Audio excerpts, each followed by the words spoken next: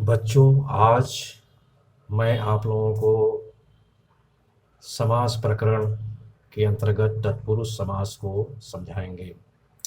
यह जो है तत्पुरुष समास हिंदी और संस्कृत दोनों विषय के छात्रों के लिए अति उपयोगी है। अब मैं आप लोगों को तत्पुरुष समास की जो परिभाषा है उसको समझाता हूँ। तो इसमें पूर्व पद और उत्तर पद में प्रायः विशेषण और विशेष्य का संबंध होता है, और जब ये समास बनते हैं तो नपुंसक लिंग एक वचन का शब्द बन जाते हैं। और यह जो कारक होता है या विभक्ति होता है उसके अनुसार इसके 6 भेद होते हैं। कर्ता कारक और संबोधन कारक का तत्पुरुष नहीं होता है। और थोड़ा हिंदी में मैं आप लोगों को समझा दूँ कि जो प्रथम पद होता है उसके बाद आपका जो कारक चिन्ह आता है, और जब समास बनता है तो पूर्व पद और उत्तर पद के बीच जो कारक चिन्ह होता है उसका लोप हो जाता है। किंतु संस्कृत में जो पूर्व पद होता है उसका विभक्ति रूप होता है, और समास जब बनता है तो विभक्ति का लोप हो जाता है। और ये मैं अभी बताया हूँ कि यह समास आपका कर्म तत्पुरुष, करण तत्पुरुष, संप्रदान तत्पुरुष, अपादान तत्पुरुष, संबंध और अधिकरण कुल 6 प्रकार के होते हैं।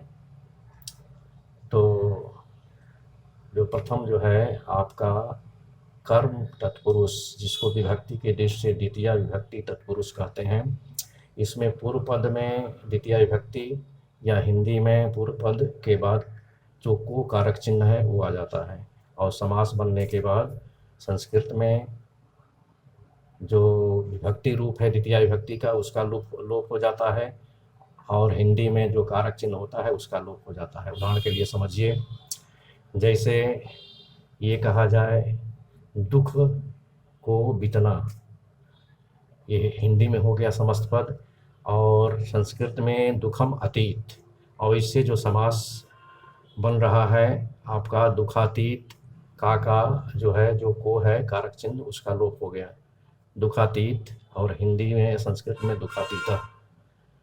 इसी प्रकार से दूसरा जो उदाहरण है स्वर्ग को प्राप्त, आपका हिंदी में समस्त पद और संस्कृत में स्वर्गम गतः, और इससे जो है जो समास बना है आपका स्वर्गगत और स्वर्गगतः।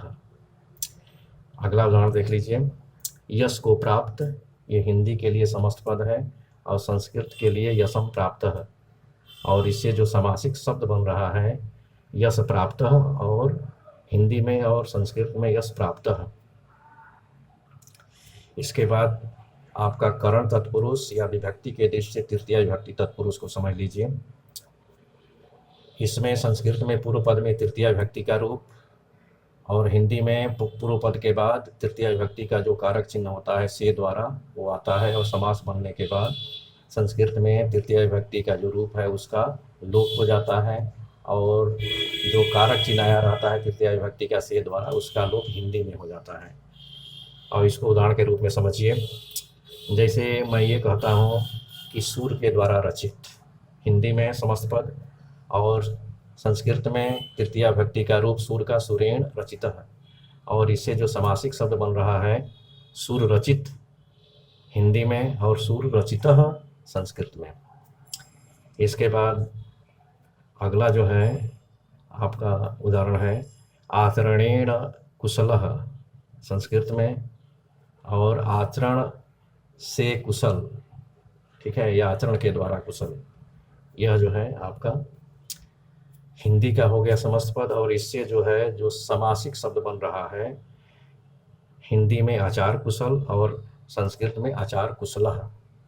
इसके बाद चतुर्थी विभक्ति तत्पुरुष या ये जो है कारक के दृष्टि से संप्रदान तत्पुरुष, इसमें पूर्व पद में हिंदी में चतुर्थी विभक्ति का जो कारक चिन्ह या संप्रदान कारक का जो कारक चिन्ह के लिए होता है वो होता है, और संस्कृत में चतुर्थी विभक्ति का रूप होता है, और इसे जो है समासिक क्रिया के द्वारा समास बनता है। जैसे मैं ये कहता हूँ कि प्राणी के लिए बलि, तो ये क्या है, के लिए संप्रदान कारक का चिन्ह है, और संस्कृत में भूताय बलि, और इससे जो समासिक शब्द बन रहा है आपका भूत बलि हिंदी में और भूत बलि संस्कृत में। इसके बाद अगला उदाहरण समझ लीजिए। जैसे ये कहा जाए कि प्रयोग के लिए शाला, ठीक है, तो ये क्या हुआ, और ये समस्त पद हिंदी के लिए हो गया, और प्रयोगाय शाला संस्कृत में, और इसी जो समासिक शब्द बन रहा है प्रयोगशाला हिंदी संस्कृत में। इसी तरह से अगर ये कहा जाए कि विद्या के लिए आलय, आलय माने घर, ठीक है, तो के लिए जो शब्द आया है हिंदी के लिए हो गया, और आपका विद्यालय चतुर्थी विभक्ति का, ठीक है, विद्यालय आलय यह जो है संस्कृत का हो गया।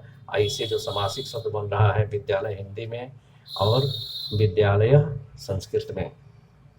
एक और उदाहरण देख लीजिए। गाय के लिए हितकारक हिंदी का समस्त पद और संस्कृत का गवे हितम, ठीक है, इससे जो समासिक शब्द बन रहा है गो हित हिंदी में, गो हितम संस्कृत में।